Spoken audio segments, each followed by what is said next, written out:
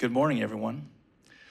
Whether you're joining us in person or you're with us virtually today, I want to welcome you to Kent State University's Constitution Day program.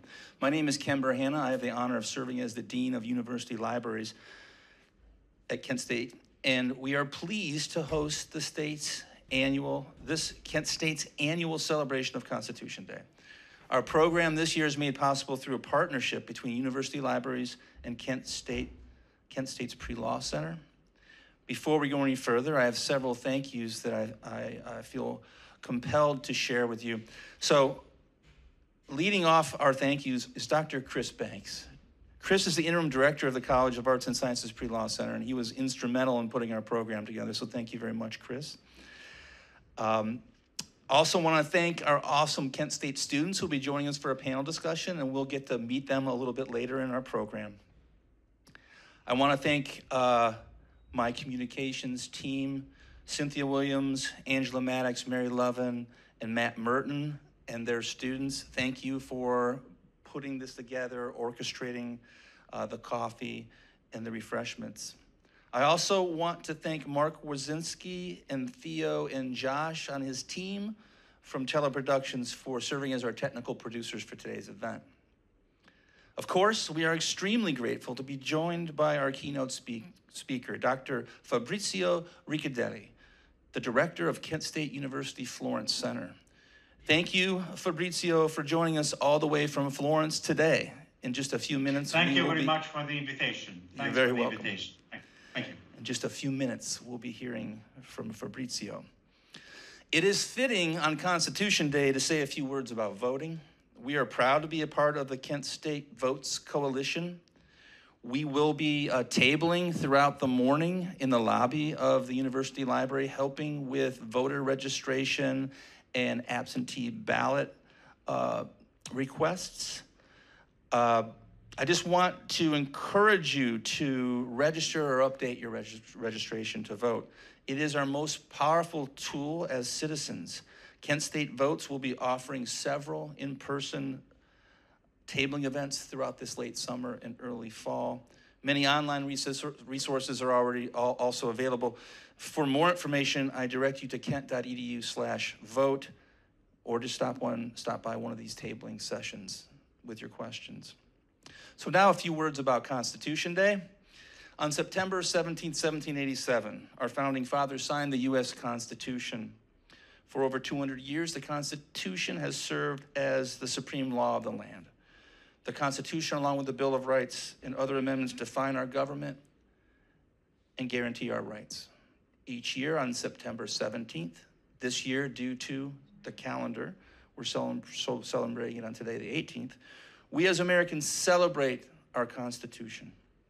In honor of this day, we have prepared a program featuring Fabrizio Ricciardelli, who will give a talk that explores the roots of democracy in 12th and 13th century Italy, where numerous small city-states were established. In those city-states, we find the seeds that will become the key concepts of civic life, such as liberty, virtue, the common good, and citizenship, all of which likewise are significant to the founding of our American Constitution.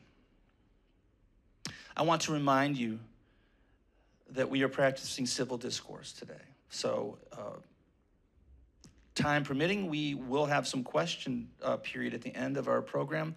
And I ask you to be respectful of others and remember that words matter. Be thoughtful and empathetic in your choice of words. And lastly, remember at Kent State, flashes take care of flashes.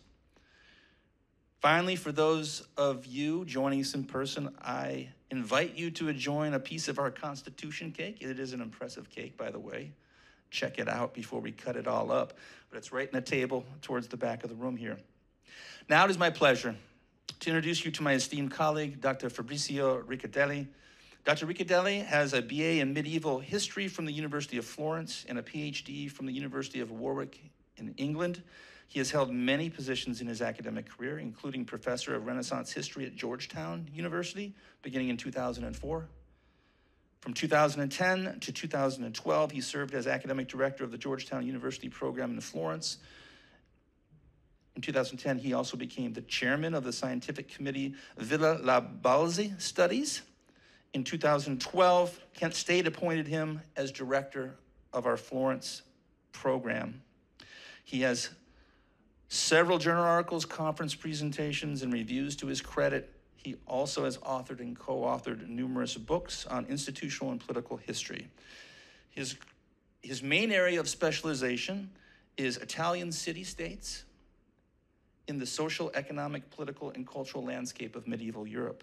His latest publications are A Short History of Florence, published in 2019, and The Medici, The Power of Dynasty, published in 2021. Please join me now in welcoming Dr. Fabrizio Ricciardelli as he brings us the Italian city-state, republicanism, and the roots of democracy. Thank you. Thank you very much for this invitation. I hope you can hear me. Yes. And the title of this talk is The Italian City-State, Republicanism and the Roots of Democracy. So I will try to go ahead with trying to identify the seeds of what we now define as modern democracies. And to do that, I will skip Greek history as well as Roman history. I will go straight to the so-called late Middle Ages, where we find a very emblematic, paradigmatic example which might be used to this reasoning into the city-states, the republican systems which were developed in a certain part of Europe, not in all of Europe at that period of time. We're talking about the period which goes from the beginning of the 1200s until the plague of 1348, as you might see from this slide. And I'm not talking about the whole peninsula of Italy, but I'm talking about only the northern and central part of it, where you can see the quantity of cities. Ernesto Sestan defined Italy the city, the land of cities, because we have many urban centers starting from the year 1000 during the moment of the rebirth of cities in Europe. So we find a subdivision of the peninsula into three main areas, let's say. Northern and central Italy surrounded by cities. I will define them as city-states. I will try to identify them this way. Then in central Italy, we have the so-called papal state.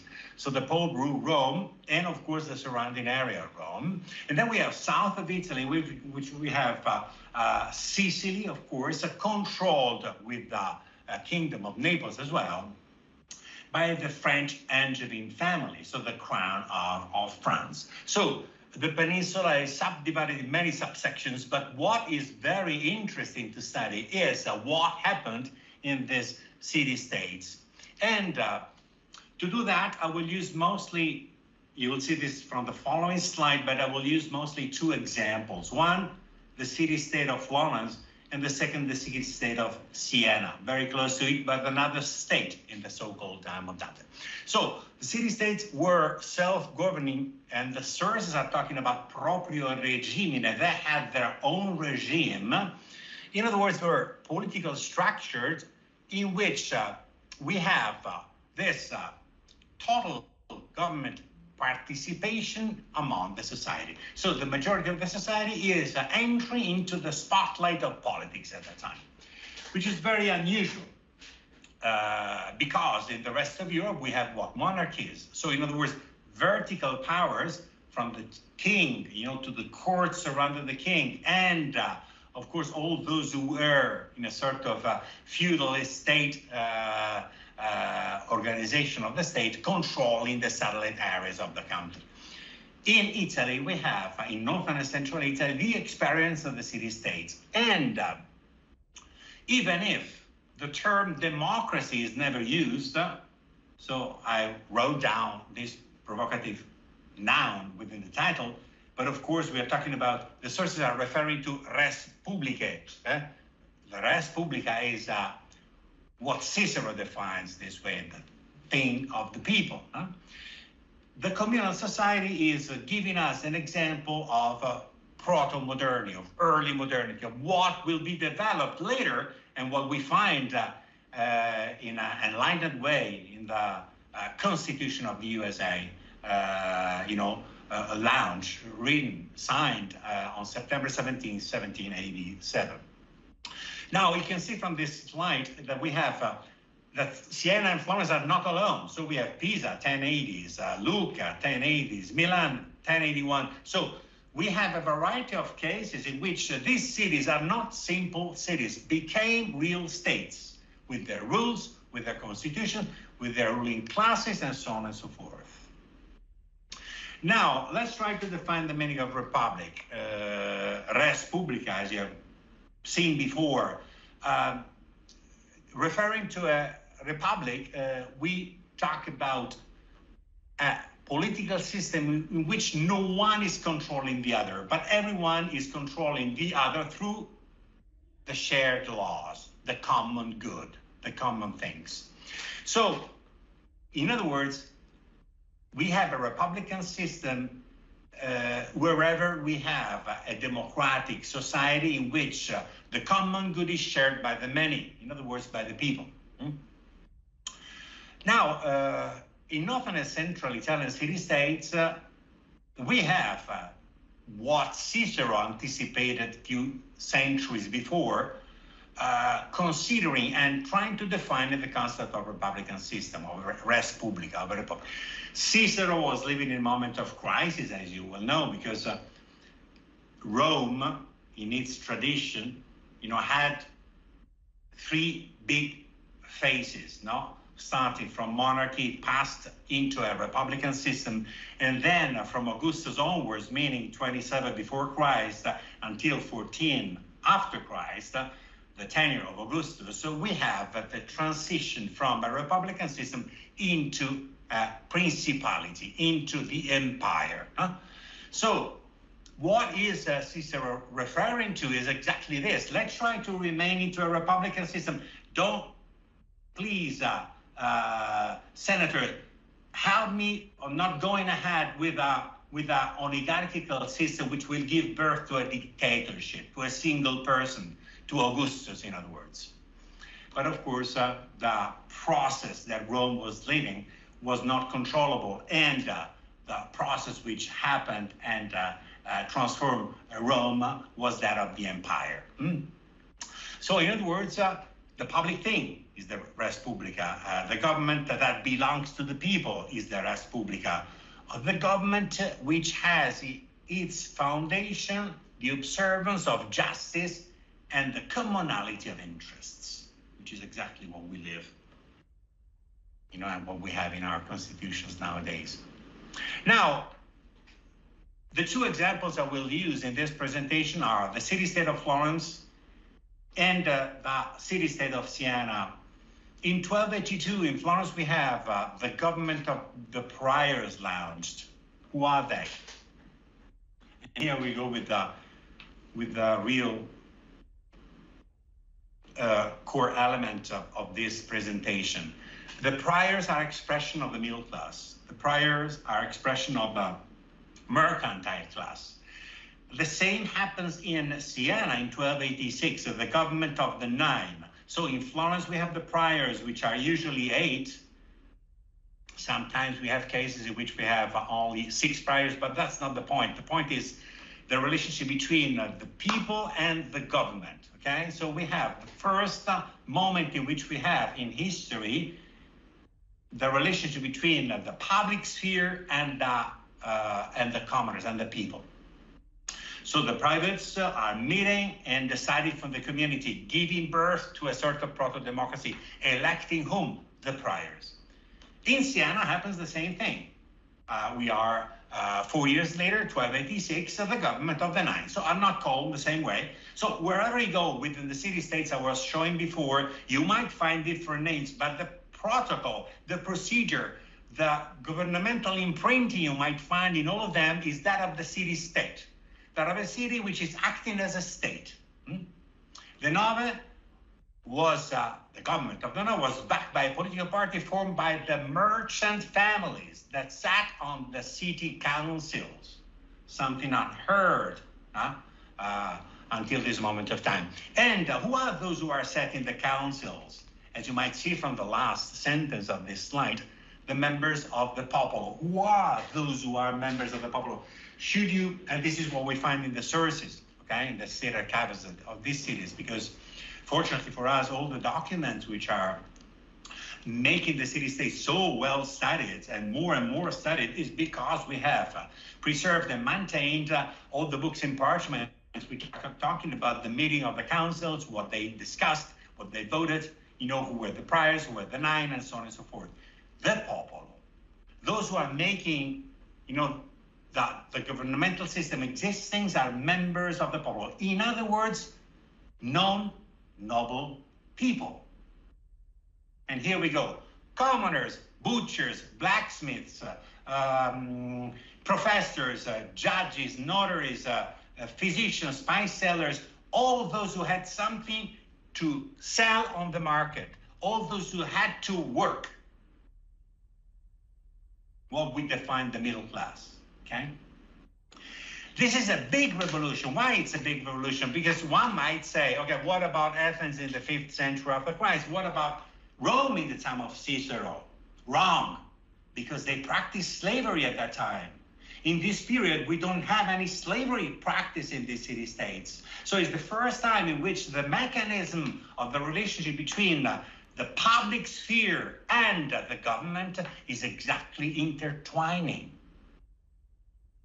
This is extraordinary to me. And historians and political sciences will pay attention a lot on this paradigmatic example in the years to come. I'm sure of it. I'm one of them, you know, but I'm sure that many following generations of historians will stress the importance of this paradigmatic example, the example of the city-states. And here we go with a practical example. So this is a picture I've taken at the State Archive of Florence. In other words, you have the so-called Gothica cancelleresca, which is the writing they used at that time, you know, about which we have classical Latin. At that time, we have, you know, it's the time of Dante. Dante was born in 1265 and dies in 1321. This society is in transition, in other words, because the language is in transition. So from classical Latin into dialect, you know? The same is for England, from Latin into English, in France, from Latin into French, in Germany, from Latin into German, and so on, Spain, Portugal, and so on. For the moment, public documents in the archives are now collected, in other words, launched by the chancelleries of these city-states, because they had diplomatic professionals working for them, you know, were written in Latin.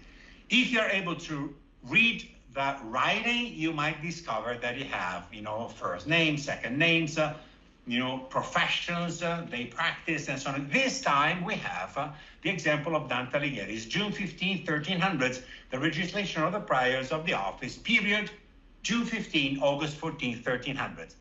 First information which is crucial for the historian. So the priors were elected every 2 months, okay? And this is very important to us because the priorate, as well as the nine in Siena, should have a continuous turnover,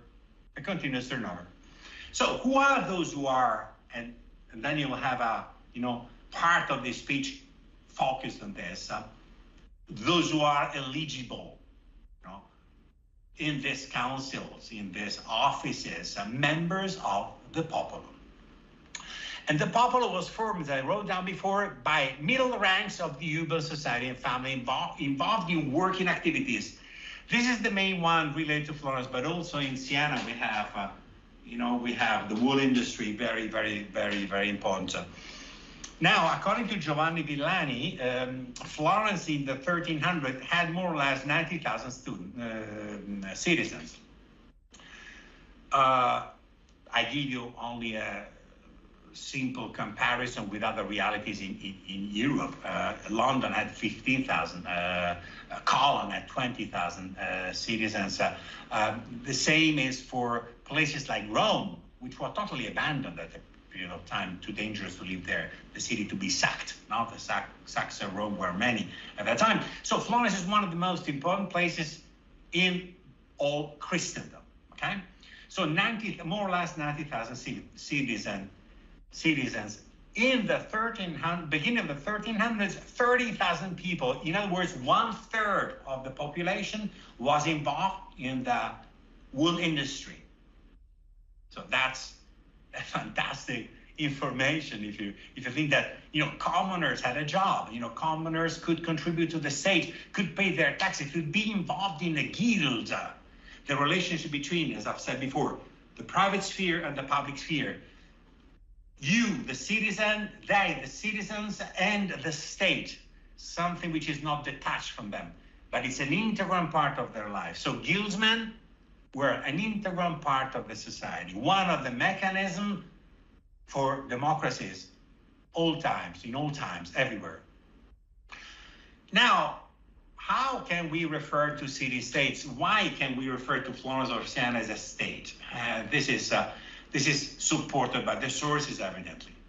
And the sources are talking about the fact that on a certain moment, and we are in the second half of the 1100s, in both cities, but also in the other cities I was mentioning before, from the map, the first slide I showed you, we're meeting in a parlamentum, arengum, and so on and so forth. In other words, in a public space where they, by voting, discussed and voted proposals. And these proposals were sent into the municipality, the town hall, and the priors, or the nine, had the last word on this, the final say on this. In other words, they transformed these discussions voted by the councils into laws, which is exactly the mechanisms we have nowadays in our societies, in our democracies. In Italy, should you want to have a law passed, you go on the street, you check, you discuss the proposal with the citizens who are passing in the street, and if you find 4,000 signatures with a document, the government needs to hear you, okay? And of course, this proposal enters into the parliament, and it's voted by the Senate and the Parliament, it becomes a law with the signature of the Prime Minister and the President of the state. So in other words, what I'm talking about 7 centuries ago, with a lot of differences I will try to point out at the end, of course, is more or less the mechanism we are adopting in our societies, in our contemporary democracies. So, given the fact that we have these meeting points in which the people discussed, the evidence of these are the statutes. And in the case of Florence, we have the statute of the captain of the popolo, il capitano del popolo, and the statute of the podestà. Florence is more developed than Siena in this way, because you have a statute for the rules to be shared among the people, and then you have the statute of the podestà. Who is the podestà? The podestà is the main judge of the judicial system. So we have a separation, a distinction between legislative power, executive power, and justice, okay? And of course, one of the main ingredients for every democracy in every society is the more separation you have between powers, the more democracy is guaranteed. And the same is for the Republic of Siena. No? The first is launched in 1324 and then put into force in 1344. But as I've written here in the slide, 1324 is an indicative kind of year because these statutes were discussed decades before. Okay, we have an oral tradition which on a certain moment is put into a written version. And here we go with another very important information for our reasoning. The potestas statuendi, meaning the power to write statutes, resided in the city general council, and jurists had a relevant role in compiling them. All city-states had a continuous process of adjustments of their statutes. This is fantastic, according to me. That's the reason why I talk about roots of democracy. Now, the conditions of eligibility in the Republic of Florence. As you can see, you have 2 procedures. The scrutiny and the draw, okay? The squittino. Nicola Rubinstein wrote down a fantastic book. When I was in England for my PhD, he was one of my advisors. And he studied provision after provision, law by law, all the scrutators, you know, the scrutinio, the procedure for the election of every office in the Republican state of Florence, okay, in the 1400s. So we are 1 century and something compared to the reason I am doing now. The other method is the draw. The draw is, you know, being picked by sortition, by lot. You know, we are put in a bag and with some sleeves. Probably in the next slide you have it. You are put in a little bag. You have this sleeves of the winners of the scrutiny for the prior, in this case of 1431. So for every year, every 2 months, we have the scrutiny, the scrutinio. So it means that the eligible are put into these bags and are, you know, extracted. The question might be, who are those who are these eligible? And of course, what I've said before, so the members of the popolo. So the characteristics of those who are eligible are determined by their professionality. You need to be, you know, a working class member. You need to be a member of the middle class. That's the big revolution. Now let's go into the visualization of this kind of theoretical example or paradigmatic example of the city-states. And for this, I'm using the Sala della Pace, so the Chamber of the Nine in the Palazzo Pubblico in Siena, which is one of the most impressive, you know, frescoes ever painted in terms of political science ever created by any late medieval governmental system, or probably the only one remained, because sometimes this is an ephemeral kind of painting, because as soon as the government was replaced with another one, usually the new one was used to cancelling the roots of the previous one. But in this case, everything has been preserved. Where are we in terms of dates? 1338, 1340. We are in the middle of Siena, in the Palazzo Pubblico, the public chamber, the municipality, the town hall, and inside of it, we have one of the most beautiful, brilliant paintings ever. Divided in two parts. This is the part in which Ambrogio Lorenzetti, who is the painter, is, can you see the angel on the left here? The angel is announcing the good novel. And the countryside, which is divided by the walls, which are here because every city-state had its own walls to be closed at 5:00 p.m. and being open at 5:00 a.m. No? The Ring of the Bell. Jacques Le Goff wrote down this majestic, fantastic book. The time of the church is the time of the merchant. No, they didn't have any watch, you know, as we have now, or iPhone as we have now, for checking the time, for the hour in which they are. So it was the sound of the church which announced the rhythm of life. So in this case, what do we have? A fertile kind of countryside surrounded by olive trees and vineyards, with merchants going back and forth, with, here on the extreme left of the painting, peasants cultivating the land. So these two merchants, horseback, are going out from the city, probably, you know, having with them some goods to be shared, to be sold in the market of another city-state close to it. And then this is the other part of the same wall, is the internal part of the city, which is the beautiful city-state of Siena at that time. And I would like to, you know, ask you the attention to see the beauty of these women who are dancing in the middle of the street. And on the left part of the painting, on the bottom line of it, we have some merchants selling goods from their shops. No? And then on top of the roofs, you have bricklayers repairing roofs. This is fantastic, you know.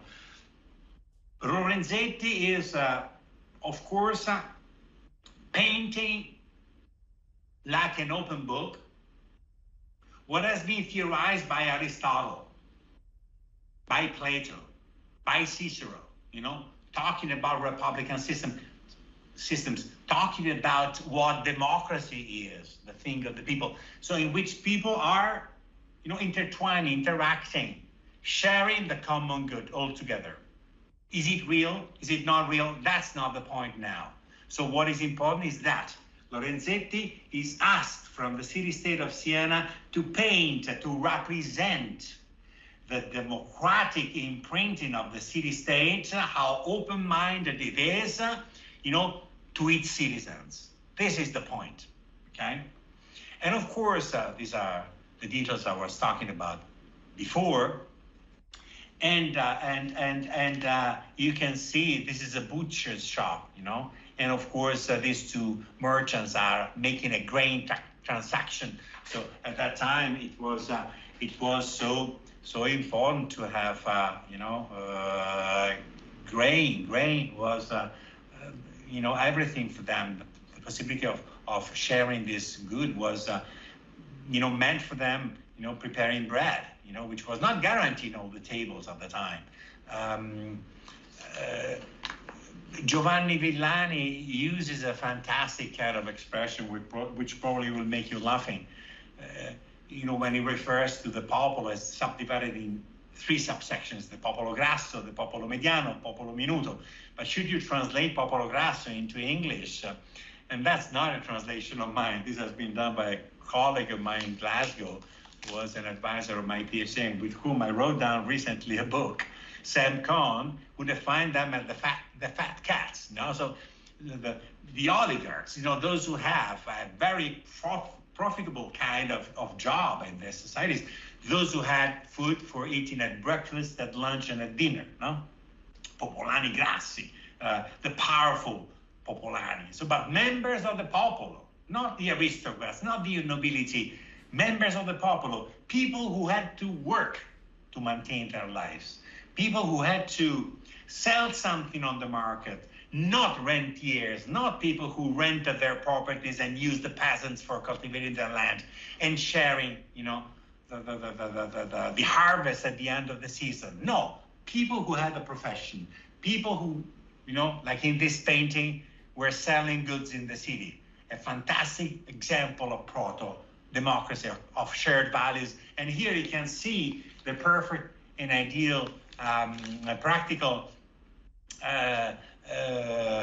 way, what I'm talking about. Here you can see that people are, probably counting money, I don't know, or selling goods, to this client who's outside. While with tambourines and instruments, there's a women and are dancing in the middle of the street in a very peaceful kind of way, okay? This is another image of the same kind. And this is the idealization of power shared by Ambrogio Lorenzetti to the world, forever. Thank you very much, Ambrogio Lorenzetti, for having given us these fantastic gifts. And when I was in England, of course, my reasoning is not alone. Quentin Skinner, the School of Cambridge, is now paying a lot of attention to the topic I'm sharing with you tonight. Today, sorry, because tonight is for me in Italy, but not for you in Kent. It's exactly this. The roots of democracy. Where do we find the seeds of democracy? Where do we find the seeds of sharing the common good, of sharing the same opportunity? In the city-states. And this is the visualization by Ambrogio Lorenzetti of the theoretical reasoning I'm doing with you now.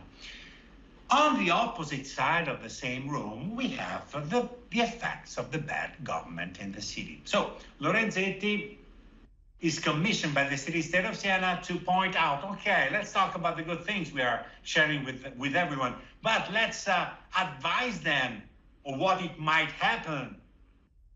Should we go ahead with giving birth to any possible kind of vertical power, dictatorial regime, tyrannical power? And here we go with tyranny. Now, in the middle, on the right part of the painting, you have Lucifer, surrounded by the 7 vices which are on top of him. And of course, with the woman here, bound, not able to move, she is justice. And whenever justice is not able to be free to act, according to Lorenzetti and the city-state of Siena, you have equal dictatorship, tyranny. The government led by a tyrant not anymore a democratic regime, a proto-democratic regime, the regime which takes care of the common good. This is tyranny, the particular of tyranny, no? And of course, it is represented by Lucifer, and we know that Lucifer, according to the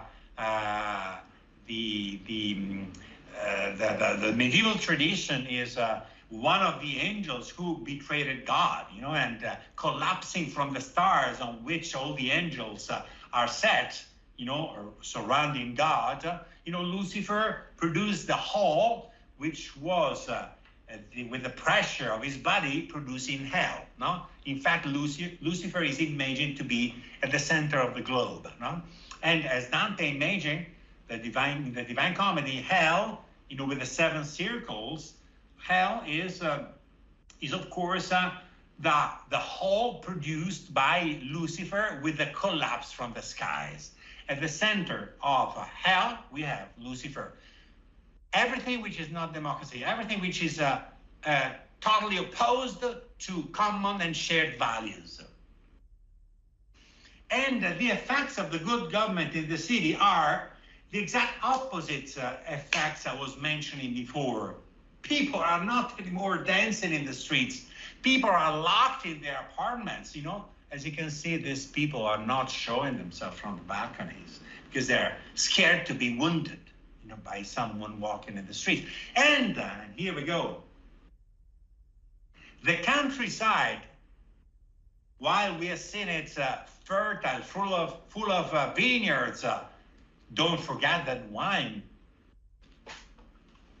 for us is a joyful drink. You know, we love it, and we taste it at dinners and so on. But for them, it was the only possible drink ever because they could not drink water because water was too dangerous to be drunk. It was, you know, not purged from the bacteria. So they had to mix water with wine. Also, pregnant women were used to drinking wine at that time. Think how important was to have a massive production of wine. You know, having the surrounding hills of Tuscany are full of vineyards. Also nowadays, of course, perfectly cultivated and so on. But at that time, you know, that this drink was of crucial importance for surviving. And the same is for olive trees, because this gives you access to a well-balanced kind of diet, you know, with less fat stuff inside of it. The opposite, the effects of the bad government compared to the good government I was mentioning before, is a dry kind of countryside. The countryside is not cultivated. No peasants in the land, surrounding the land. So we have only who? Soldiers, people who fight, not people who work. So in other words, the effects of the bad government are determined by this, visualized by this, tyranny on the one hand, dictatorship on the one hand, and soldiers instead of peasants in the countryside. This is the visualization of Ambrogio Lorenzetti, which you know, defines again the importance of the rise of the popolo into the spotlight of city-states at that period of time. Okay, it's 35 minutes I'm talking. Give me other 3 minutes of your attention, and then I'll turn the floor to Professor Christopher Banks. The conclusion is, I don't want to mention the Pink Floyd, to quote the Pink Floyd, but the right title of this line would be The Dark Side of the Moon, you know, one of my favorite albums ever.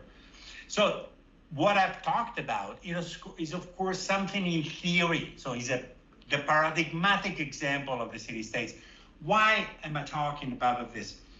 My second academic book had the following title, The Myth of Republicanism in Renaissance Italy. Why am I quoting myth? Am I using the noun myth? Because the myth is something not real. It is something theorized, but it's something not real, or better, it's an example which could be followed, and we followed it, you know, because on September 17, 1787, you know, it was written one of the most enlightened constitutions, also nowadays, which was inspiring. For instance, the Italian Constitution, which was written, you know, after the unification of Italy with the Statuto Albertino, but then rephrased in 1948 when Italy, from monarchy, passed into a republican system, again, 1948. But with this said, the values of the French Revolution, the values of the common good, the values of the shared values in a society, of course, were only theorized in this society of the city-states. In practice, those who were not following the right path, and here I go with the slide which is in front of you, were repressed. Dissent was repressed. You don't have any space for the opposition. This is the big vice, the big virus of the city-states, and that's the reason why I wrote down the second book with the following title, The Myth of Republicanism. Because in theory it's a republican system, but in practice you have the marginalization of part of the society. That's the reason why you cannot talk about a real democracy, but only of the roots of democracy. To conclude, two methods for repressing dissent. One, exile through ban and confinement. Those who were not following the nine, those who were not following the priors, those who were not following the statutes of the city-states, everywhere, not only in Florence and Siena, were usually first or banned or confined. In other words, with these two methods, they reached exile, the exclusion of the person from his or her native land. What is a ban? The ban is a monetary fine. The example is Dante Alighieri. I give you only the numbers for making one of the most beautiful buildings in the city of Florence, Palazzo Strozzi. The Strozzi family in 1427 spent 46,000 gold florins for making it. We are talking about 1.5 centuries after the exile of Dante. Dante was sent out from the city in 1302. So we have 1.5 centuries. Think about the quantity of inflation you have within 1.5 centuries of the gold florin, one of the most prestigious currencies of Europe at that time. Dante was banned and obliged to pay 5,000 gold florins, something unpayable for a member of the middle class as he was, okay? The other method was confinement. Confinement is something, which was massively used by the Medici family. We need to wait, let's say, the 1430s. You need a strong government to confine a person because of the government, through the ban, reveals itself as being weak because it's you that you are not paying the penalty, the monetary penalty. The ban is something this way. The confinement is the government which says, you are not well appreciated in the city, you need to live abroad. You need to live in, in Barcelona, wherever you want, but not here. Usually the confinement, the term is the place where you have to stay. The second method is the, death penalty, is the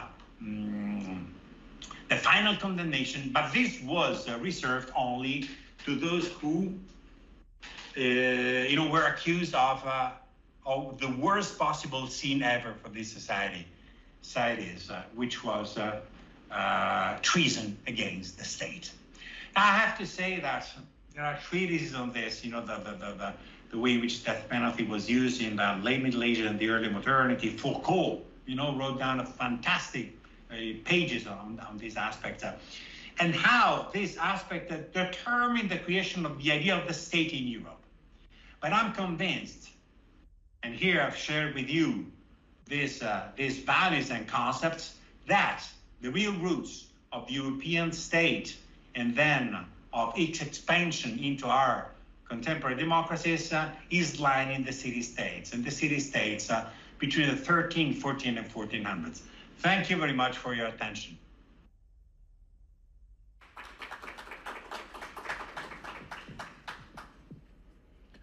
Well, thank you so much, Fabrizio.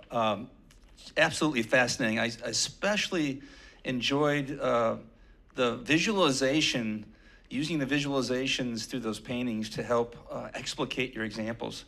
Thanks so much. Well, we're gonna transition to our panel discussion portion of our program.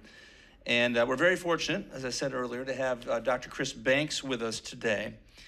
I'm going to give him a brief introduction and invite him to our table here, and then he will invite and introduce our students up.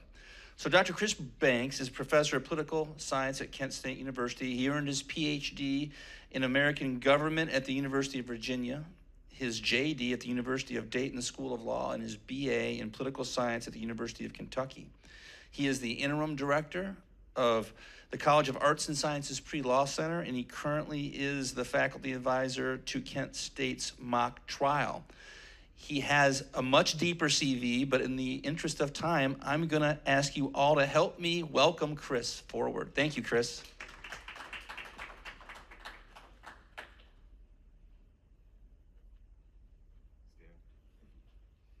Hello, everybody. And thank you very much for that kind introduction. I have to do a little correction. It's not Kentucky. Oh, it's not Kentucky. It's Yukon. Huskies. Right. Yeah, that's all right. That's quite all right.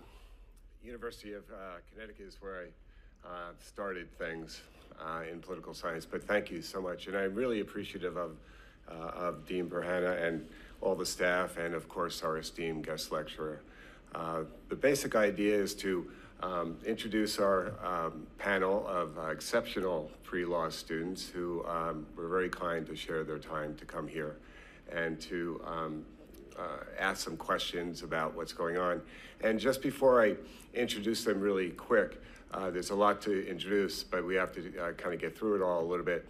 The connection that we're going to be working with is trying to figure out how is the U.S. Constitution a document for freedom built on the way it's structured in vis-a-vis, of course, a republic. So the idea and the theme is a republic, and we saw a really tremendous lecture that was very, very good in terms of explaining the roots of democracy and what a republic might actually mean in terms of what our constitutional founding was. So with that, our first guest as a student is Trevor Walton. He's over here. Let me introduce him really quick. Thank you, Trevor. He was a student in my the UK Politics of London Law and Courts course last spring, or maybe 2 springs ago, and that's where I got to be acquainted with him. He's also a political science major. He's also a paralegal studies major and a theater minor. He's also in the Honors College. He also does McNair Research Scholarship, and he's done a variety of other things involving May 4th and undergraduate government, and he's also been an intern, public defender, and he's also done some other extern work with Sherrod Brown and other representatives on the federal level. So we're really very pleased. He's also a repeat person. He was here last year when we did this. So he was so good, we had to bring him back. But anyway, thank you for being here, Trevor. The second panelist is Meredith Blair, who I also have met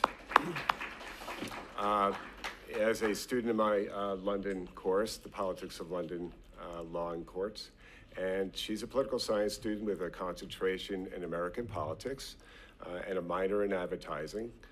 She's also taken a leadership role in Phi Alpha Delta Law Fraternity International. And she's presently the vice president, if I'm not mistaken, right? Vice president. And also she's worked with the university in a variety of capacities as well. Peer academic coach in the Academic Success Center. And she's also been a student ambassador, and she also has a variety of law firm experience working as an administrative assistant, so she's very talented as well. She's also an aspirant for a Fulbright, which is hopefully in London, and that will be as part of the Royal Holloway program in terrorism and counterterrorism studies, so we're very pleased to have her as well. Alex as well is here, Alex Karpowitz. I also met, you can see a theme here, but I also met him at the UK Politics of London Law course, and he's also very distinguished in his own right. He's a student also in my comparative legal systems class that we had in Florence, and that's where I had the discussion with our esteemed guest lecturer about doing this particular event. He's also a political science major and a philosophy minor, and he's also taken a leadership role in Phi Alpha Delta Law Fraternity on the international. And I think you are the treasurer, right? Yeah, so a warm welcome for our guests. And what we'll do is I think they have some questions, and we'll begin with Trevor, and he'll ask our guest that one question. And of course, if we have comments or issues about it, just please hold your questions in abeyance until we get a chance for Trevor to expend his own energy in asking the questions and getting the answers. So, Trevor, why don't you go first? Yep, sounds good. Thank you so much for your presentation. My question for you is, could you please explain the constitutional significance of key concepts like liberty, virtue, the common good, and citizenships in influencing republicanism in Italy and in the United States? Okay. The idea of liberty and freedom related to the early modernity, it is not really connected with the idea of liberty we have nowadays. So should you want to run for the White House, you need to have some prerequisites. You need to have, to be a citizen, and then you need to find someone who will sustain your campaign. So these are the two elements which are of crucial importance. The same parameters can be found also in the Italian city-states. I was talking about the scrutiny. In other words, the question was, who were those who were eligible at that time? No? And of course, the quantity of people who are eligible the number of those who are eligible is much lower compared to our society. This is the big difference we have between our societies now, where democracy is touching all of us. And the more you go backwards, the less you find this kind of concept applicable to people. Why this? Because marginals were many, and for the category of marginals are, bankrupts, for instance, those who were practicing a profession which was not recognized by the state. If you were not involved in one of the guilds of the city, so I give you an example of a Florence family of the 1300s by the name of Tornaquinci. They were considered nobles at that time. Why? They had a huge quantity of properties in the countryside. They didn't work because they rented their properties, and they used the products of their villas in the countryside, and they were in the city without any profession handled by themselves. This could not be accepted in the governments I was mentioning during my lectures, okay? You had to be a member of the world of work, of the guild system. What did they do? Because they were considered magnates, and magnates were marginalized, so put out from the framework of social life at that time, they changed their names. And they enrolled themselves in one of the guilds. And being enrolled in one of the guilds, and the example par excellence is the Medici family. The Medici were not poor. The Medici were massively rich at that time. The Medici were enrolled in many guilds in the cities. So we find them in the money changing system, which is now, for us, defined the banking system. They were involved in agriculture. They sold the products they produced in their villas in the countryside. They reinvested money into entrepreneurial activities. So they were involved in the wool industry as well. Even if they were rich, they were not like the typical knight horseback, owners of a castle, controlling the serfs surrounding the area. That's the revolution I'm talking about. In the 1200s, we have the middle class taking off and controlling the government, of course, with a limited quantity of liberty compared to our societies. Thank you very much. All right. Trevor, do you have any follow-ups? Are you okay with that? No, I think I'm okay with that response. Very good. All right. So the next question is by Meredith Blair. Thank you so much for your presentation. I really enjoyed it. So my question is, what challenges do elected representatives have in establishing an ideal republic as a constitutional form of government? Now, first of all, we are talking about the reason why I projected the slides, the visual representation of the Republican system in the Middle Age, in the late Middle Ages, mostly in northern and central Italy. I have to clarify that we have examples of this kind also in south of France and in part of Germany, but not so developed as we have in northern and central Italy. We have a book by Pierangelo Schiera, Andrea Zurzi, William Connell about this.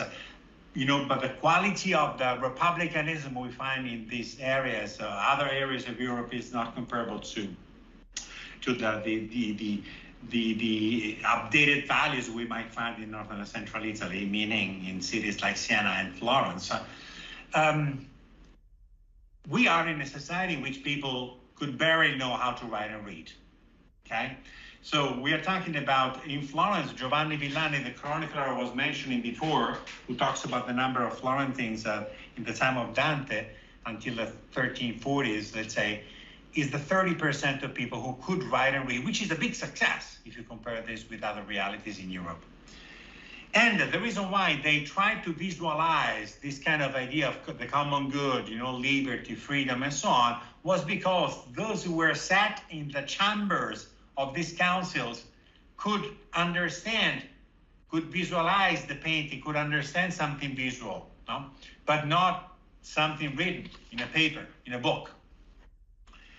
So the quality of the republicanism you were mentioning in your question, they didn't have any clue of what was going on at that time.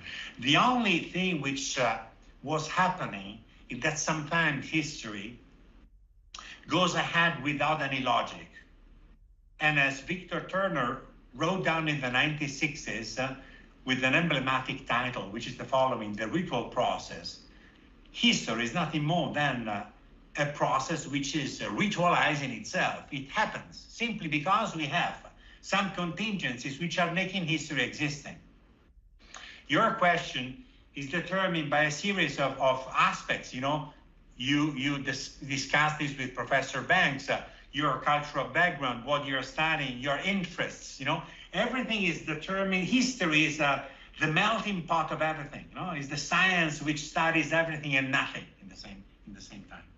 So what I'm saying that they had to choose how to live together, in a proto-democratic way or fighting each other continuously. So they decided to share the common good, like avoiding what is devised by the Lord of the Flies, for instance, So fighting each other to survive, but trying to share the cake which was in front of themselves, So we have this opportunity, which is called the city-state of Brescia, of Venice, I use the example of Siena and Florence. How can we handle it? How can we have all of us the small piece of the same cake? In other words, what I'm saying is that their personal convenience, their need of sharing common values was determined by the need of finding a common space in the community and having the chance of creating a common life. This is probably an answer to your question. And of course, this kind of perception of republicanism was, theorized by people like Thomas Aquinas. Dante, wrote down a treatise on monarchy, talking about the privileges of being in a city-state and sometimes led like a monarchical values and compared to other kind of governments.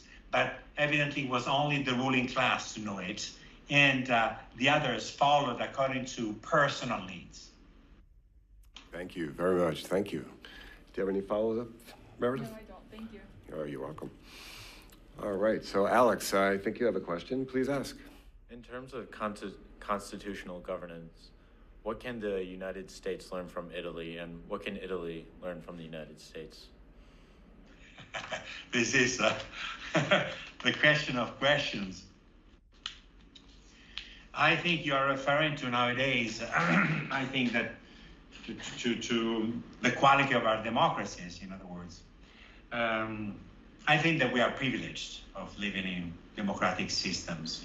This goes without saying, because I'm here talking to you, discussing, sharing my ideas. You are, put it on the table of discussion, your question. So in other words, should you want to write an article, and if Professor Chris Banks consider this high quality paper, probably sooner or later will publish it. In other words, you have the possibility of having a voice. And this is real democracy. That's the reason why I was talking about pro forma or pre-democracies, because they were not real democracies. No, it was, as I was pointing out at the end of they were theoretical kind of democratic political systems, because the mechanism for the election was the same as I was trying to mention during my lecture. More or less, the way for passing a law was more or less with different kind of names, but the councils were very connectable to our societies. But in practice, the freedom you had was not a real freedom, because and the last slide I was mentioning, exile and death penalty, and more exile and confinement, is revealing the fact that you are not in democracies in which people could express themselves, no? Because you have to the mainstream, following the right path, no? One of the typical themes I have not developed in this presentation is the continuous subdivision of the ruling class, no? So for those who remained, the system what I've expressed, underlined, and trying to point out. For those who were on the opposite part of the line, the only solution was living abroad. This is not a real democracy. So the quality of our democracies is simply magnificent, fantastic, joyful, And here I go with a book, which is something probably sooner or later you should read, is The Crisis of the Florentine Republicanism, written by Hans Baron. Who is Hans Baron? Hans Baron wrote this book he was professor at Princeton University, and he was a Jewish historian who was forced to move to the US during Nazism. And he wrote down, I think, a magnificent, enlightening book on the model of Florence, more or less what I've said today, okay, what I've talked about today. But with the additional value compared to what I've said today, that the case of Florence, the Republic of Florence, can be compared to the evolution of other city-states into different directions. And he was mentioning the case of the Duchy of Milan. What is a duchy? A duchy is a monarchy. But what is a monarchy unless it is a parliamentary monarchy, like England or like the Netherlands and so on, or Sweden? It's a vertical power where people don't have access to, for being eligible, for being elected.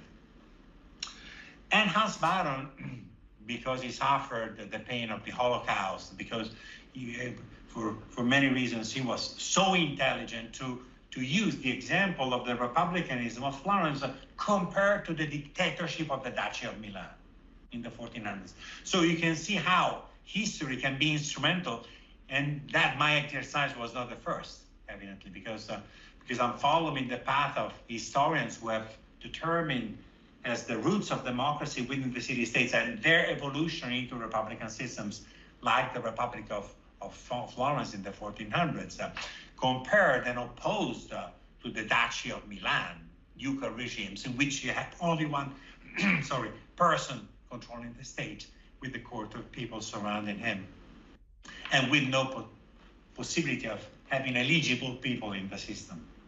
So the quality of our democracy is not comparable to any other. What I'm interested in is the exercise of trying the roots of this democracy and to see how the evolution of and how the past, contributed to write down our constitutions, enlighten it, as I've defined them before, and how we can contribute to maintain and preserve them, because democracy is something to be cultivated, to be preserved. We need to love it and respect it. Thank you very much. Thank you. We do have another set of questions, but I think as moderator, I can ask a question too, so I think I'm going to ask one. It's going to be a context that might lead to the other set of questions, but one of the things that I love to talk about in my constitutional law classes is the difference between what a real democracy is and what a republic is. And the words are just kind of thrown out there by those in the public, and rightfully so. They mean a lot. They have a lot of symbolism behind them, and they certainly have a lot of analytical heft. But from my point of view, democracy is very different from republic in the way that James Madison approached it in 1787. He came into the Constitutional Convention with a plan, and he looked at old republics, ones that did not succeed, basically the ones that failed in his ancient and modern confederacies works. And he's also written a lot of different letters as well about what it is to have a republic, which really means representative republic, the idea of elections, the idea of bringing people power through the mechanism of having representatives elect, who are elected and who actually exercise the power of the vote and who do that on behalf of the citizens for the common good. So my question is, what do you think of that statement, Dr. Ricciardelli? Do you think that there's a real root of republicanism that comes out of Florence and Siena and the rest of the city-states you're describing that influenced perhaps James Madison, either as a matter of theory or practice in terms of drafting the U.S. Constitution? Okay, I don't have any concrete answer to your question, Chris, because but I will investigate this because your question is very important, is of crucial importance. What I can mention is, and I think that the answer will be yes in the end. But as I've said, I don't have any historical proof, to say that. This is my instinct, which is saying this. And on top of this, an article which was written in 1936 by Gaetano Salvemini. Gaetano Salvemini, professor at the University of Florence, I was mentioning Hans Baron, who moved from Germany to the US. The US is hosting also another very intelligent brain, Gaetano Salvemini, when Italy was I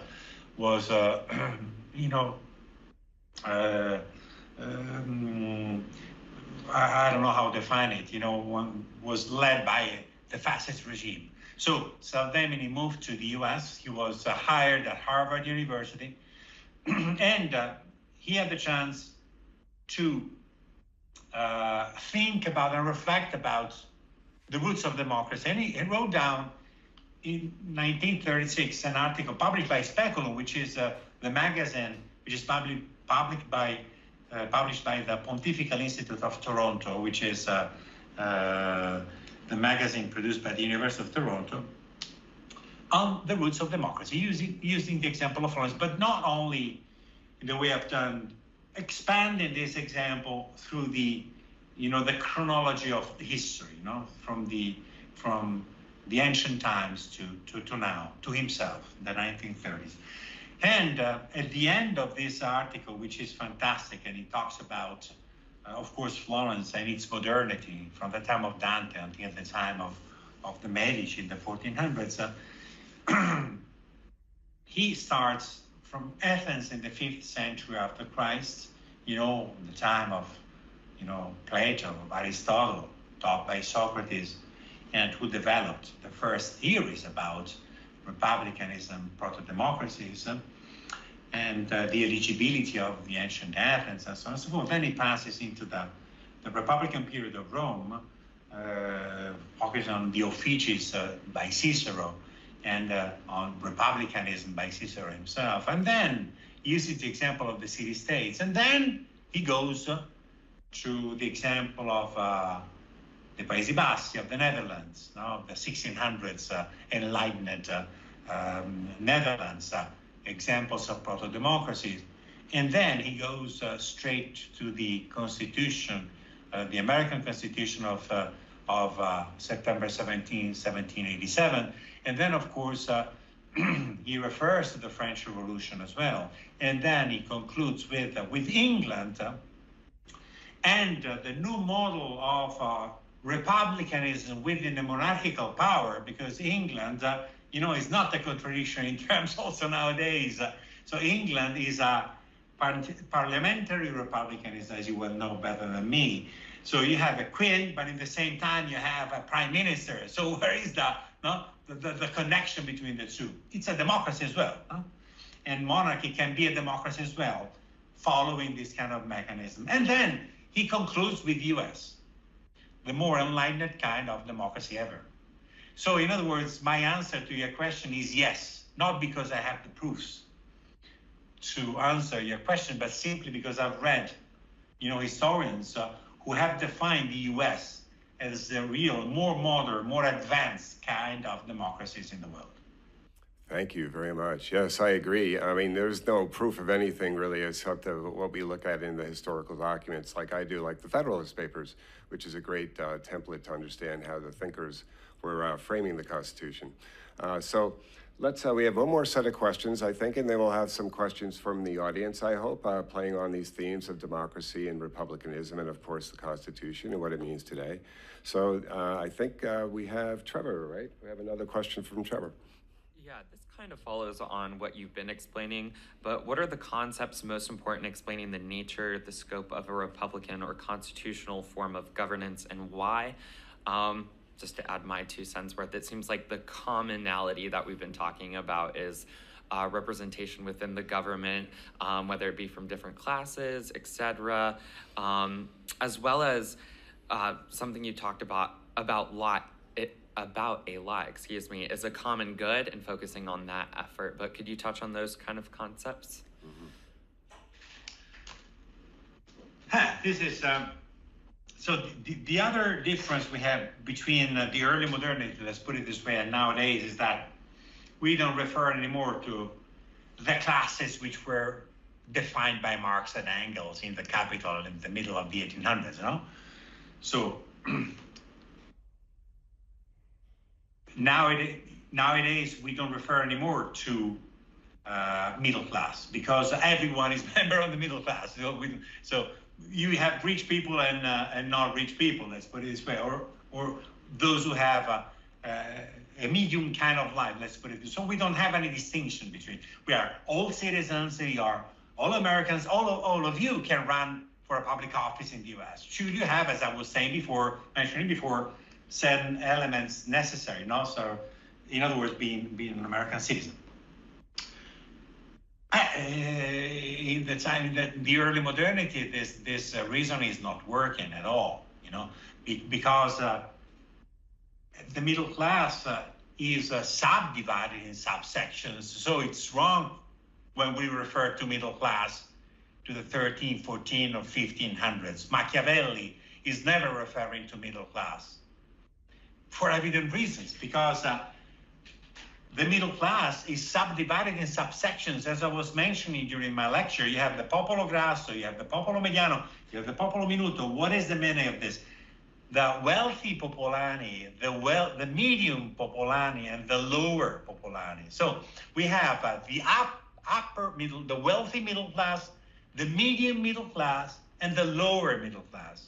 So we cannot refer, and that's another distinction we might do between these societies, which are nothing more than an example to be used to understand the mechanisms of our societies, but not to be followed as a paradigmatic example, because we don't have any more these kind of distinctions. And what happens, even if at the beginning of the Republican systems in Siena and Florence, for instance, usually simply the 2 examples I was mentioning, in the long run, if in 1282 in Florence you have, Dino Pecora, I can mention a person by memory. Who is Dino Pecora? Dino Pecora is a butcher, okay?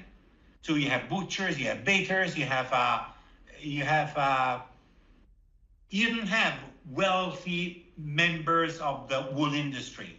You didn't have wealthy members of the money changing system. You didn't have members of the silk industry. You have people like me, you know? So people who have, who are not rich enough to be considered as wealthy popolani. So this is the big distinction we might have. No? So if something the human legacy has done is canceling this kind of sub-distinctions of the only class to which every human being should be part of. No? So we are simply here in the same boat, living together with the same rights and the same duties. That's it. In the past, it's not this way. Thank you. That's great. One of the common things that I think I see between what you study and what I study is the idea that any sort of governance system in theory and practice might turn out to be a little different than exactly what the theory purports to be. In other words, it's a political experiment, and that was a phrase that you used in your lecture as well. And I think there are commonalities, especially between popular sovereignty, the idea of having people power, the middle class, exercise some sort of degree of autonomy in the governance system. I think that's an important thing. But one of the more interesting things is the contradiction between having power directly of the people and those who are running the actual government, and that's an aristocratic kind of feel to it as well. So you have a little bit of a contradiction there. So I think that leads to the next question from Meredith a little bit. So let's see what she has to say. So as a model of governance, how do you think Italian city-states influenced the framers in America when they wrote the U.S. Constitution in 1787? So again, so it's not a direct imprinting which is given to the American Constitution. What I think is that we have the evolution of history, political history, of political values, let's say, with all the up and down, because the model I was mentioning, okay, fails on a certain moment. Because in 1537, Florence is turned into a dictatorial regime, by Cosimo I of the Medici family, not properly dictatorship. It's a principality. It becomes a vertical power on top of which you have only one person with the court of people. And outside of it, you have the populace. So this kind of idea of a turnover, which is the thing to which I have insisted on, for talking about the roots of democracy, the fact that the priors and the nine are elected every 2 months, and the fact that you have some eligible people with some criteria and parameters to be respected. But so the idea of having an alternance, a turnover among people, is simply the idea that power is not ours. No? So whatever political position you might have in life could be replaced from another, person, because it's the same system which wins on people, no? Always. So we need to be able to create a system which is stable in itself, and in which all of us intertwine, all of us through the elective system that we the elections, we preserve and maintain. And that's the right, connotation to my reasoning. We need to preserve it and maintain it, because the risks for democracies are always there. No? So, because in the past, compared to our contemporary societies, we have evidences of this kind of transition into something more vertical. No? So, more, and I was mentioning the example of the Roman Republic, and Cicero is telling everybody, okay, let's try to resist, because the good government is that of the res publica, is not that of a principality, to have the prince of the Senate, as Augustus was elected in 27 before Christ. So again, so the distinction is large, is very large between our societies and the past. What we can get from the past is simply, let's say, the possibility of not repeating the same errors, trying to see where they were wrong, and trying not to repeat the errors we have done. And Italy, of course, history sometimes, as Tacitus writes down, is magistra vitae, but sometimes it is not magistra vitae. So sometimes history doesn't teach us, no? So it's not able to give us the right ingredients for preserving the common good. So the question is, your question is very large, but I think that trying to put in everything together within a few words, I think that the quality of the republicanism we are talking about is not really connected to a real perception of the society which we are, but is determined by the need of creating a common good, to share common values, to have a good coexisting life, let's say. Thank you very much. Yes, I think we have time for one more question. And just to build on that last, the value of history, one of the contributions that I think our guest lecturer really brings to the table is the value of history and learning from it. If one looks at James Madison's contribution in that light, he looked back at history too. He looked at the Roman experience, he looked back at confederacies that failed, and he learned from that, and it was brought into the original experiment before the Constitution was ratified in the United States through the Articles of Confederation.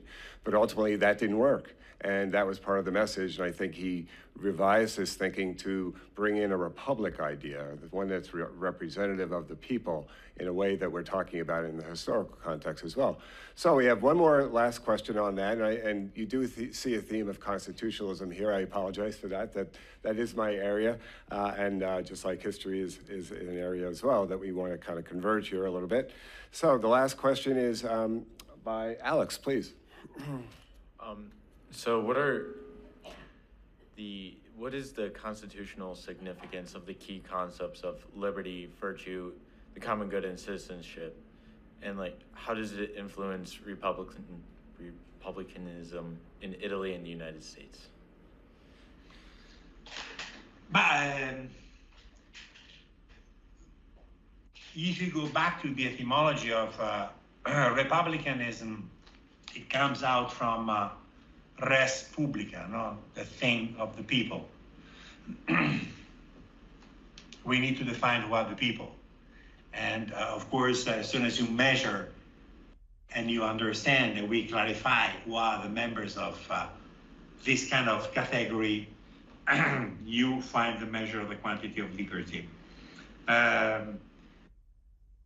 Probably the Chris Ben was mentioning James Madison. Of course, the following step to this reasoning would be an analysis, which I've not done, of course, for evident reasons, of how Machiavelli, contributed to, let's say, contemporary constitutions and the quality of our democracies. No? So, what is the contribution of Machiavelli? And this is probably, a dream I have. Sooner or later I will try to concentrate myself on Machiavelli. And because I think that's, what I've talked about is the prince before the prince. So I've talked about Machiavelli wrote down The Prince in 1513, died unheard. No one, followed his writings. The prince was simply discovered 50 years later when he was dead. He died in 1527. No one cared about him. He said, okay, guys, let's try to preserve our republicanisms in our country, because sooner or later someone will invade us. And the different states which were surrounding, as you remember from the map I was mentioning at the beginning, 2 centuries later, was like frameworking 6 at least regional states: the Republic of Venice, the Duchy of Milan, the Duchy of Piedmont, the Republic of Florence, the Republic of Siena, the Papal State, and the Kingdom of Naples. 6 states within a small country like Italy was. And Machiavelli was saying, why should we argue each other? Let's try to find, common values. Again, the same old story, And he wrote down The Prince, which has been defined by the best cover letter ever written by a political scientist to governors, because he addressed this to the Medici, trying to go back to the model which was developed by Lorenzo the Magnificent from the 1460s, end of the 1460s until his death in 1492. So the balance between, shared values, as you were mentioning, Alex, common values, and the government. And he failed. Again, he failed because he was not heard by no one. So the balance we have reached, is the first time in history in which we have this kind of continuing kind of valued democracies in our country. Now, I mentioned, and here I stop, the last book, again, because I'm in love with it. But one of the main obsession for civic political powers is the stability of the papal state. No? Ernst Kantorowicz wrote down, I think, one of the most impressive books ever written, which has the following title: The King's Two Bodies. Who is this person, who is human being who has two bodies in himself? He's the Pope. The only ruler on earth who has the two dimensions, no matter if you're Christian or not Christian, that's not the point. This is political science. Is the Pope, because as soon as you have the death of a Pope, you have the election of a new one. Is the only eternal power we have on earth. And every political powers think about the rituality of the election of the president of your country, the helicopter which goes out from the White House, and then the family goes out with him or her, and then you have the replacement of with another person, and so on. All the rights which are there are determined by this fantastic fil rouge, which is the idea of democracy, the idea of common values, shared values, and so on and so forth. But in practice, we are talking about civic political powers, earthly political powers, because in theory, we might have a revolution tomorrow in Italy, in Germany, wherever, So we are, and that's the reason why I was talking about democracy needs to be preserved, cultivated, maintained. We need to go to votes, we need to do our duties as citizens, being respectful to the others, and so on and so forth. But in practice, the only political power which is eternal on earth is the papacy. And governments of that kind, let's say, religious powers of that kind. Because after the death of a pope, you have the election of another. And this is for 2,000 years, and the years to come. The King's Two Bodies, Ernst Kantorowicz. Yes, thank you very much. That was great. Thank you. So for me, the republic is basically freedom, and what freedom is contingent on is giving power back to the people, but having a state that's virtuous with a citizenship that is responsible, and avoiding corruption. Because at the American independence example, if you look at that, one of the major driving forces was the feeling that the king was corrupt, and we need to have a virtuous population that's going for the public good. The thing of the people is what I'm seeing as a common ground. And also the idea that we need to be represented fairly so we can have elections that are rotating and public, and one that is returning power back to the people on a periodic basis. So I think all of these things in your lecture, and I think there are just tremendous examples to learn about our own constitutional experience. So I want to ask the panel here, do you have any other questions for our guest? Anything you want to follow up with? I think Trevor wants to say something. I do. I don't have necessarily a question, but it looks like the model, like we've been talking about the common good throughout it, and we have a saying like, obviously, we the people, and over history, we have definitely defined who the people are rather than representing that the accurate representation of that government, which I think ultimately leads to your point of like what freedom is and how to represent that model of a good government. That's my piece. Very good, yes. Anything you would like to add to that, Dr. Ricciardelli? No, I mean, I totally agree. Trevor, I look forward to meeting you soon, as well as Meredith and Alex, of course. This is a very long kind of, discussion can last, can go everywhere, in other words. But and I totally agree with you, evidently. What is important, as you were mentioning during your consideration, let's say, is trying to understanding who are those who are making democracy as well as a republican system existing. So who are the people? No? You were mentioning "we the people," which is one of the most democratic. So the American Constitution puts the civis, the citizen at the center. It is not the state, it's the citizen at the center of the reasoning. And of course, this way it respects more than others. And that's always why it has inspired the Italian Constitution, as well as many others, democratic constitutions in the world.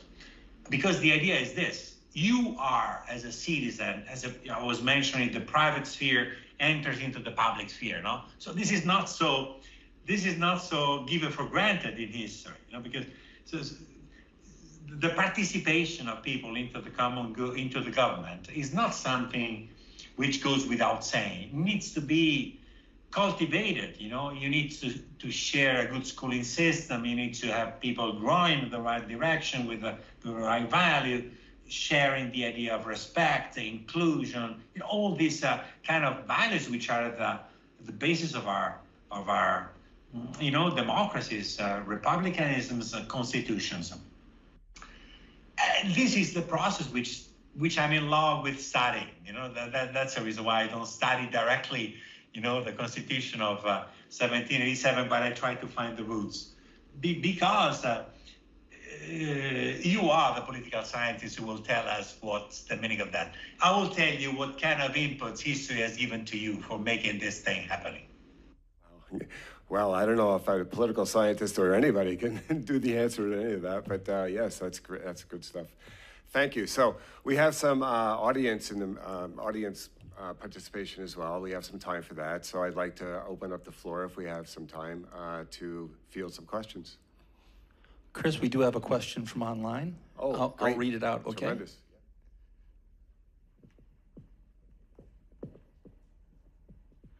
So, what do you define as the most important core values of a democratic system in preserving the constitutional rights of citizens, and how can we learn from historical affairs that have challenged these values? I think that the core value of any democracy is guaranteeing the subdivision of powers into many offices, let's say. And the more you subdivide it, and the more these offices, I'm talking about the army, I'm talking about justice, I'm talking about legislative power, I'm talking about executive power. So the more you have guaranteed democratic values. No?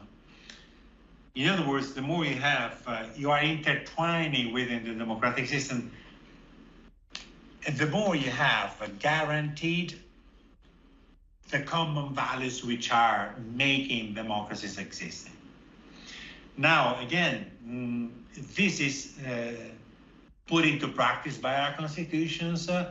The examples I'm studying are making, let's say, these concepts partially existing because, for instance, justice, which is, I think, one of the main ingredients for guaranteeing democracies in our society. Justice needs to be free by default.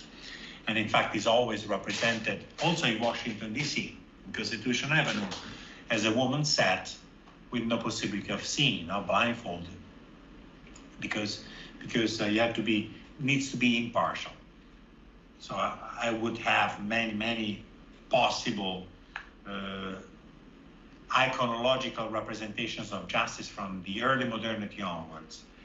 But that's the core value of democracy, the distinction of different political powers. And I think that justice is the first. And in fact, when I mentioned the effects of the bad government, I was mentioning this woman who was lying on the ground, totally blocked, because she could not move. No? And this is the symbolic value that democracy is not existing in the moment in which justice is not free to act. Thank you. Do we have any other questions from online or the audience? Not online, but any questions from the audience?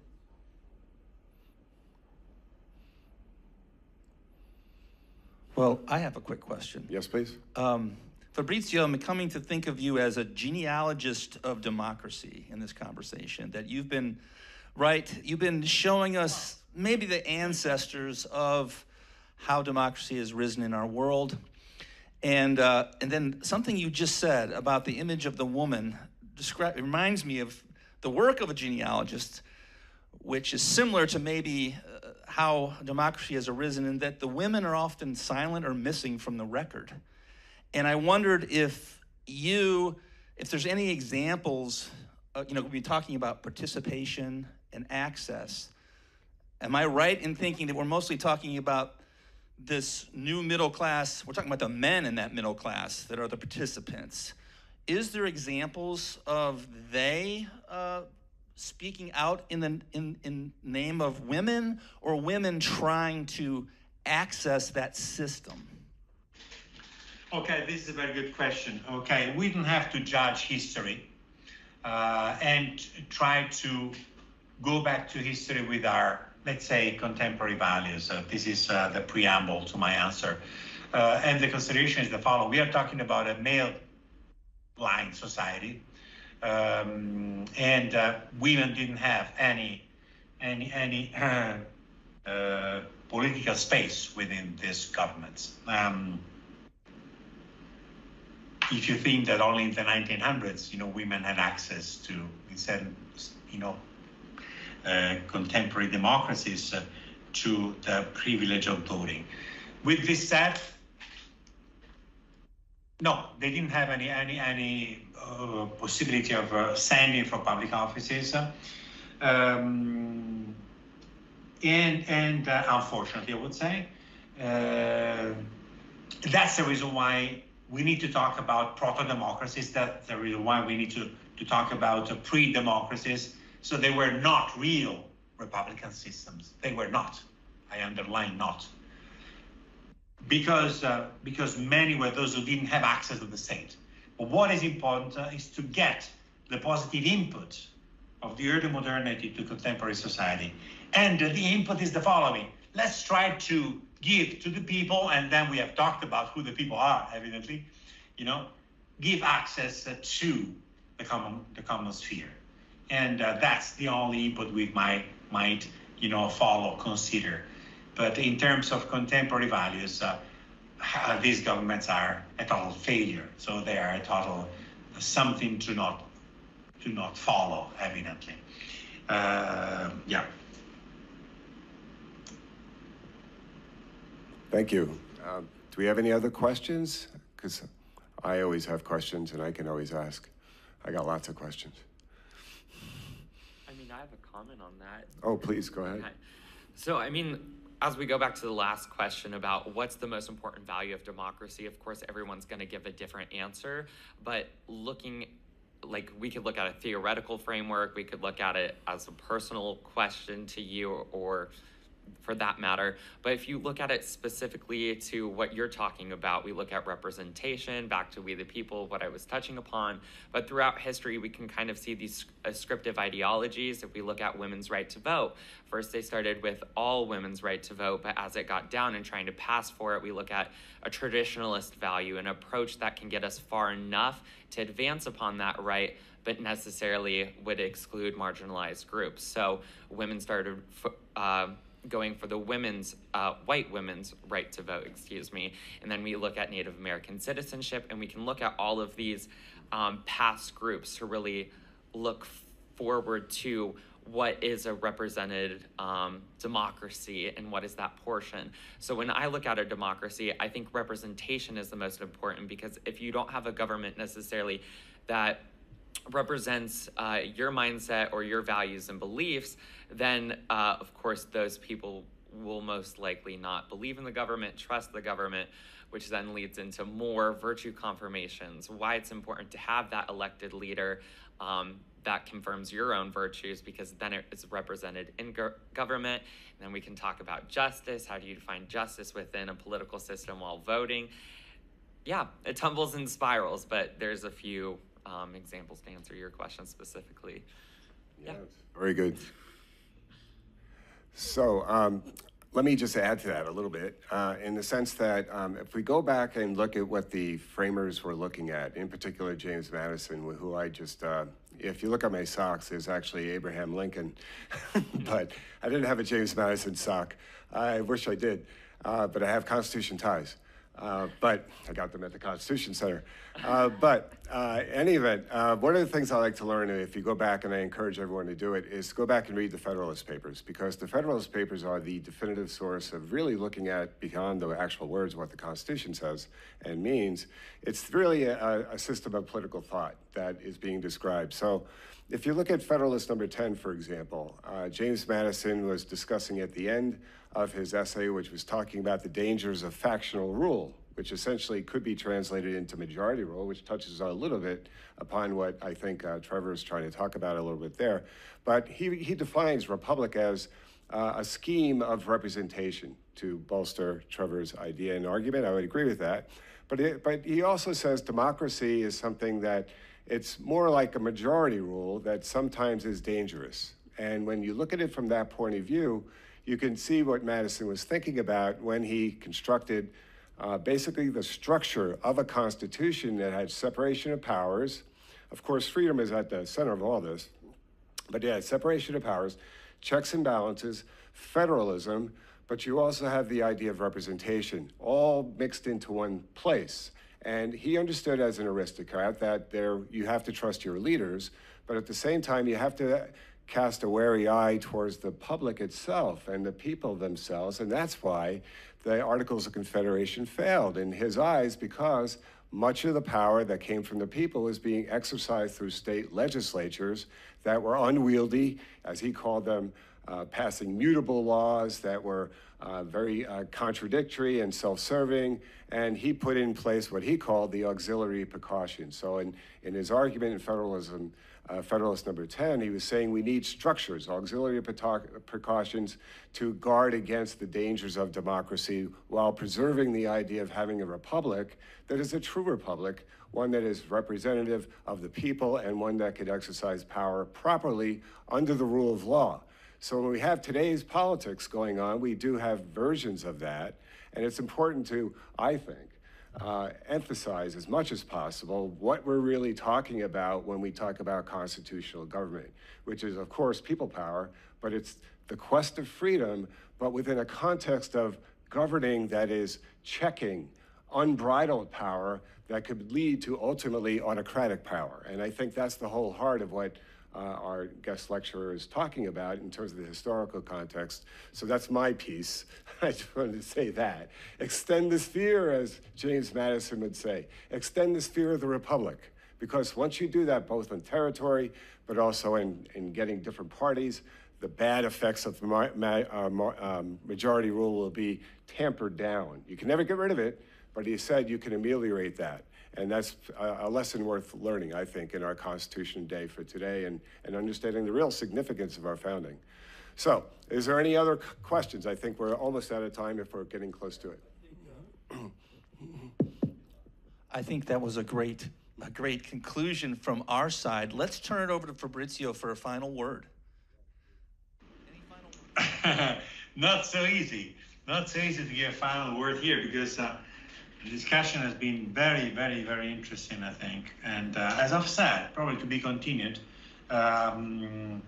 And of course, my contribution to this reasoning might be how, the city-states developed themselves within the real early modernity. And I was mentioning Machiavelli, Niccolò Machiavelli, not by chance, because I think that Machiavelli is the other kernel point, in which we can find the other aspect which launches the real modernity into our constitution. So yeah, so we need to